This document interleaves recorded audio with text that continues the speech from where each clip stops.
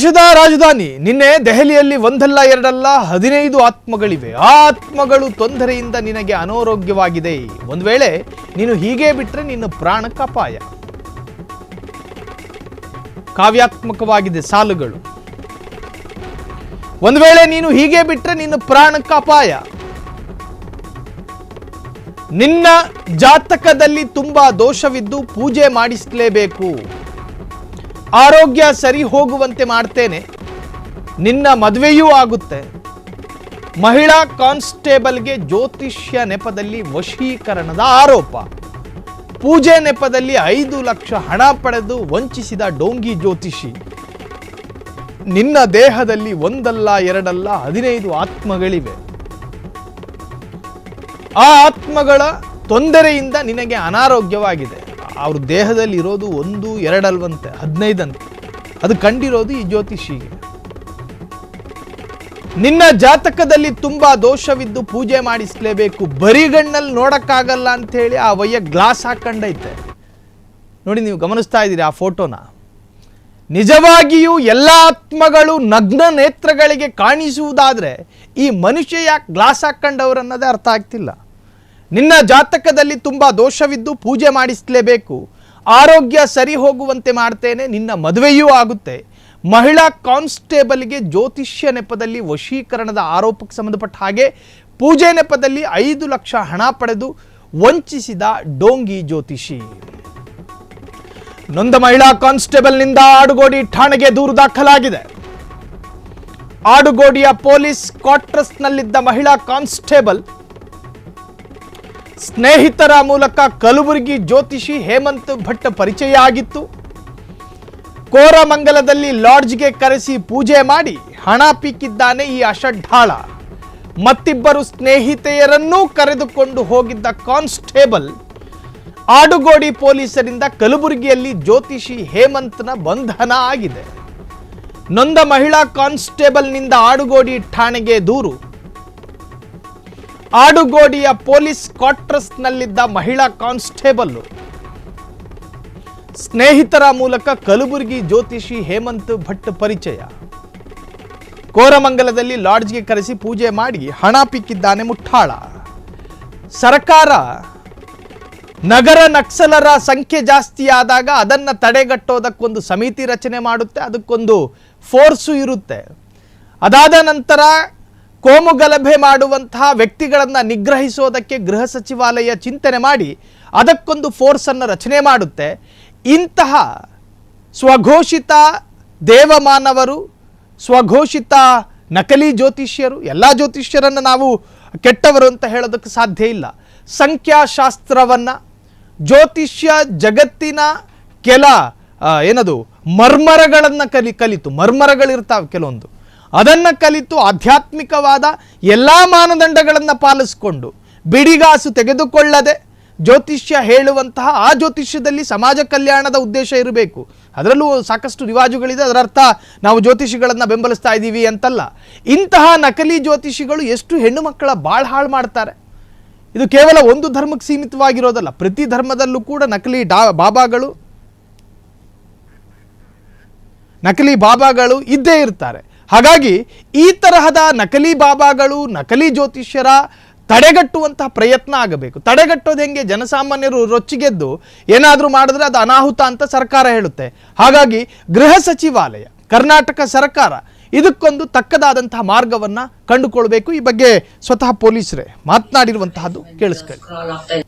ಅನ್ಕೊಂಡು ಯಾವ ತರ ದುಡ್ಡೆಲ್ಲ ಕೇಳ್ತಾ ಇದ್ರು ಅನ್ಕೊಂಡು ನಂತರ ಅವ್ರಿಗೆ ಹೇಳಿ ಕಂಪ್ಲೇಂಟ್ ಬರ್ತೀವಿ, ನಾವು ಪ್ರಕರಣ ದಾಖಲಿಸಿ ಅವ್ರು ಯಾರಿದ್ದಾರೆ ಅವ್ರಿಗೆ ನಾವು ವಿಚಾರಣೆಗೆ ಒಳಪಡಿಸ್ತೀವಿ ಅಂದಾಗ ಅವ್ರು ಹೇಳ್ತಾರೆ ಈ ತರ ದೆವ್ವ ಇರೋದನ್ನ ದೆವ್ವಗಳು ತೆಗಿತೀನಿ ಅನ್ಕೊಂಡು ಅವ್ರ ಸ್ನೇಹಿತರಿಂದ ಒಬ್ರದ್ದು ನಂಬರ್ ಸಿಗತ್ತೆ. ಅವ್ರ ಆ ನಂಬರ್ಗೆ ಮಾತಾಡಿದಾಗ ಹೌದು ನಾವು ತೆಗಿತೀವಿ, ಇಷ್ಟಿಷ್ಟು ದುಡ್ಡು ಕೊಡ್ಬೇಕಾಗತ್ತೆ ಅನ್ಕೊಂಡಾಗ ಹಂತ ಹಂತದಲ್ಲಿ ಪೂಜೆಗಳು ಮಾಡ್ಬೇಕಾಗತ್ತೆ ಅಂತ ಹೇಳ್ತಾರೆ.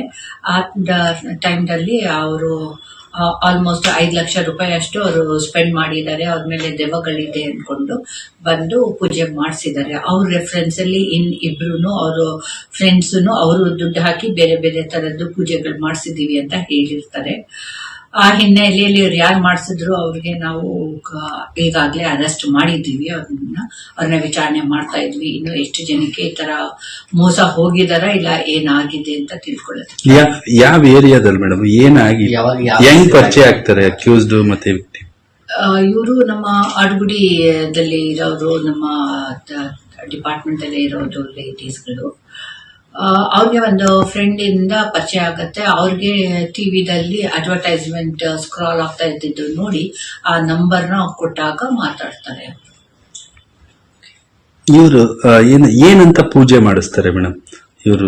ಅವರು ಇದು ನಿಮ್ಮಲ್ಲಿ ಆಕ್ಚುಲಿ ಕಂಪ್ಲೇಂಟ್ ಕೊಟ್ಟಿರೋದು ಮದ್ವೆ ಆಗಿಲ್ಲ ಅವ್ರಿಗೆ, ಅದಕ್ಕೆ ನಿಮ್ಮ ಮೇಲೆ ದೆವ್ವ ಇದೆ, ಮದ್ವೆ ಎಲ್ಲ ಆಗ್ಬೇಕು ಅಂದ್ರೆ ಮತ್ತೆ ಇದು ವಶೀಕರಣ ಎಲ್ಲ ಆಗ್ಬೇಕು ಅಂದಾಗ ಈ ತರ ಎಲ್ಲ ಪೂಜೆಗಳು ಮಾಡಿಸ್ಬೇಕು ಅಂತ ಅವರು ವಿವಿಧ ರೀತಿಯ ಪೂಜೆಗಳ ಬಗ್ಗೆ ಹೇಳಿರ್ತಾರೆ. ಆ ತರ ಪೂಜೆಗಳು ಮಾಡಿಸೋದಿಕ್ಕೆ ಆ ನೆಪದಲ್ಲಿ ಅವರು ಸಾಕಷ್ಟು ದುಡ್ಡು ಅವರಿಂದ ಪಡ್ಕೊಂಡಿರ್ತಾರೆ. ಮೇಡಮ್ ಏನಂತ ಕೇಸ್ ಮಾಡ್ತೀರಾ ಈಗ? ಏನ್ ಕೇಸ್ ಸ್ಟೇಟಸ್ ಏನು?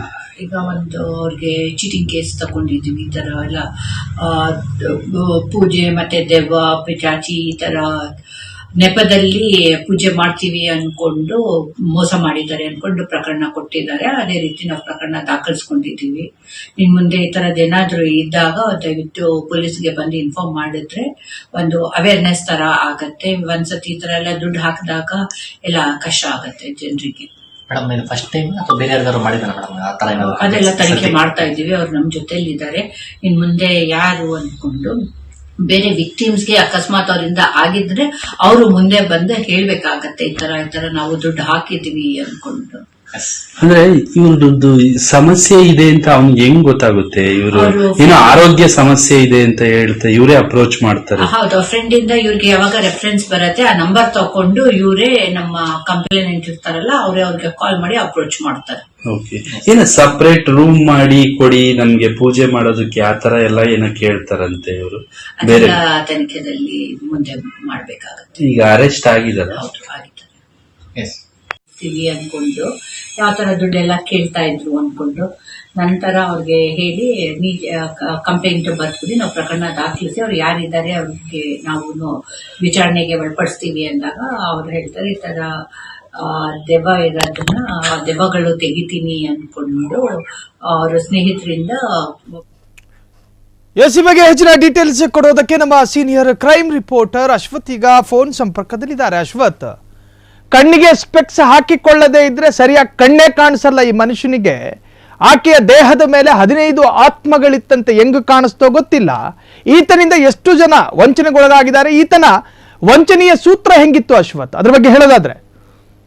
ಖಂಡಿತ ಸಾಹಿಲ್, ಈ ಒಂದು ಪ್ರಕರಣ ಬೆಂಗಳೂರಿನ ಆಡುಗೋಡಿ ಪೊಲೀಸ್ ಠಾಣಾ ವ್ಯಾಪ್ತಿಯಲ್ಲಿ ನಡೆದಿರುವಂತಹದ್ದು. ಈಗಾಗಲೇ ಈ ಪ್ರಕರಣ ಇದೆಯಲ್ಲ, ಈ ಪ್ರಕರಣ ಬಹಳ ತುಂಬಾ ವಿಭಿನ್ನವಾದಂತಹ ಒಂದು ಪ್ರಕರಣ. ಯಾಕೆಂತಂದ್ರೆ ಸಾಮಾನ್ಯವಾಗಿ ನಾರ್ಮಲ್ ವ್ಯಕ್ತಿಗಳು ಮೋಸ ಹೋಗೋದು ಕಾಮನ್. ಆದ್ರೆ ಈ ಪ್ರಕರಣದಲ್ಲಿ ಪೊಲೀಸ್ ಕಾನ್ಸ್ಟೇಬಲ್ ಆಗಿದ್ದಂತಹ ಮಹಿಳೆಯೇ ಇವನ ಒಂದು ದೊಂಬರಾಟಕ್ಕೆ ಬಲಿಯಾಗಿರುವಂತಹದ್ದು. ಅಂದ್ರೆ ಈತನ ಹೆಸರು ಈಗಾಗಲೇ ಹೇಮಂತ್ ಭಟ್ ಅಂತೇಳಿ. ಈತ ಮೂಲತಃ ಕಲಬುರ್ಗಿಯವನು. ಈತ ಜ್ಯೋತಿಷಿ ಅಂತ ಹೇಳ್ಕೊಂಡು ಕೆಲವರಿಗೆ ನಿನ್ನಲ್ಲಿ ಆತ್ಮಗಳಿದಾವೆ, ಸುಮಾರು ಒಂದಲ್ಲ ಎರಡಲ್ಲ ಬರೋಬ್ಬರಿ 15 ಆತ್ಮಗಳಿವೆ, ಈ ರೀತಿಯಾಗಿ ಒಂದಷ್ಟು ಡೋಂಗಿ ಮಾತುಗಳನ್ನ ಹೇಳಿ ಒಂದಷ್ಟು ಜನರಿಗೆ ಅದರಲ್ಲೂ ಕೂಡ ಅಮಾಯಕರಿಗೆ ಯಾಮಾರಿಸುವಂತಹ ಒಂದು ಕೆಲಸಕ್ಕೆ ಈತ ಕೈ ಹಾಕಿದ್ದ. ಸೊ ಆ ಒಂದು ಕೆಲಸದಲ್ಲಿ ಈಗ ಸಕ್ಸಸ್ ಕೂಡ ಆಗಿರುವಂತದ್ದು. ಆದ್ರೆ ಈತನ ಒಂದು ಕಳ್ಳಾಟ ಅಥವಾ ಈತನ ಒಂದು ದೊಂಬರಾಟ ಇದೆಯಲ್ಲ, ಆತ ಅಂದ್ರೆ ಅದು ಜಾಸ್ತಿ ದಿನ ನಡೆಯಲಿಲ್ಲ. ಸೊ ಈಗಾಗಲೇ ಏನು ಈತನನ್ನ ಆಡುಗೋಡಿ ಪೊಲೀಸರು ಅರೆಸ್ಟ್ ಮಾಡಿ ಆತನನ್ನ ಎನ್ಕ್ವೈರಿ ಕೂಡ ಮಾಡ್ತಿರುವಂತದ್ದು. ಅಂದ್ರೆ ಈತ ಯಾವ ರೀತಿಯಾಗಿ ಪ್ಲಾನ್ ಮಾಡ್ತಿದ್ದ ಅಂತಂದ್ರೆ ಹಣಕ್ಕೋಸ್ಕರ ಈತ ಏನೆಲ್ಲ ಕಟ್ಟು ಕಥೆಗಳನ್ನ ಹೇಳ್ಬೇಕು ಅದೆಲ್ಲವನ್ನೂ ಕೂಡ ಹೇಳ್ತಾ ಇದ್ದ. ಅದೇ ರೀತಿ ಮಹಿಳಾ ಕಾನ್ಸ್ಟೇಬಲ್ಗೂ ಕೂಡ ವಂಚನೆಯನ್ನ ಮಾಡಿ ಈತ ಈಗ ಸಿಕ್ಕಿ ಬಿದ್ದಿರುವಂತಹದ್ದು. ಈಗಾಗಲೇ ಆಡುಗೋಡಿ ಪೊಲೀಸರು ಈ ಒಂದು ಪ್ರಕರಣವನ್ನ ದಾಖಲಿಸಿಕೊಂಡು ತನಿಖೆಯನ್ನು ಕೂಡ ಮಾಡ್ತಿರುವಂತದ್ದು. ಅಂದ್ರೆ ಇಲ್ಲಿ ಒಂದು ಮಾತನ್ನ ಹೇಳಬೇಕಾಗುತ್ತೆ ಸಾಹಿಲ್, ಅಂತಂದ್ರೆ ಮೋಸ ಹೋಗುವವರು ಎಲ್ಲಿವರೆಗೂ ಇರ್ತಾರೆ, ಹಾಗೆ ಮೋಸ ಮಾಡೋರು ಇದ್ದೇ ಇರ್ತಾರೆ ಅನ್ನೋದಕ್ಕೆ ಈ ಖ್ಯಾತ ಅಂದ್ರೆ ಈ ಕಪಟಿ ಜ್ಯೋತಿಷಿನೇ ಕಾರಣ ಅಂತ ಹೇಳ್ಬೋದು. ಈಗಾಗಲೇ ಈ ಕಪಟಿ ಜ್ಯೋತಿಷಿ ವಿರುದ್ಧ ಈಗಾಗಲೇ ಪೊಲೀಸರು ಕೂಡ ಮತ್ತಷ್ಟು ತನಿಖೆಯನ್ನು ಕೂಡ ಮುಂದುವರೆಸಿರುವಂತಹದ್ದು ಸಾಹಿಲ್. ಥ್ಯಾಂಕ್ ಯು ಅಶ್ವಥ್ ತಮ್ಮೆಲ್ಲ ಡೀಟೇಲ್ಸ್ಗೆ. ಒಟ್ಟಾರೆ ನಕಲಿ ವಂಚಕರು ಅಥವಾ ನಕಲಿ ಬಾಬಾಗಳು, ನಕಲಿ ಜ್ಯೋತಿಷ್ಯರಿಂದ ಜನ ಜಾಗೃತರಾಗಿರಬೇಕು. ಈ ತರಹದ ಕಪಟ ಜ್ಯೋತಿಷ್ಯರ ಜೊತೆ ಸಹವಾಸ ಬೆಳೆಸ್ಕೊಂಡ್ರೆ ಒಂದು ಕಡೆ ಜೀವನವೂ ಕೂಡ ನಷ್ಟ, ಜೊತೆಗೆ ಜೀವವೂ ಕೂಡ ನಷ್ಟ ಆಗೋ ಸಾಧ್ಯತೆಗಳಿದೆ. ಹಾಗಾಗಿ ಈ ತರಹದ ನಕಲಿ ಜ್ಯೋತಿಷ್ಯರಿಂದ ದೂರವಿರಿ. ಕ್ಷಣ ಕ್ಷಣದ ಸುದ್ದಿಗಳಿಗಾಗಿ ಫ್ರೀಡಂ ಟಿವಿ ಸಬ್ಸ್ಕ್ರೈಬ್ ಮಾಡಿ, ಲೈಕ್ ಮಾಡಿ ಹಾಗೂ ಫಾಲೋ ಮಾಡಿ. ಹೊಸ ಸುದ್ದಿಗಳ ನೋಟಿಫಿಕೇಶನ್ಗಾಗಿ ಬೆಲ್ ಐಕಾನ್ ಮೇಲೆ ಕ್ಲಿಕ್ ಮಾಡಿ.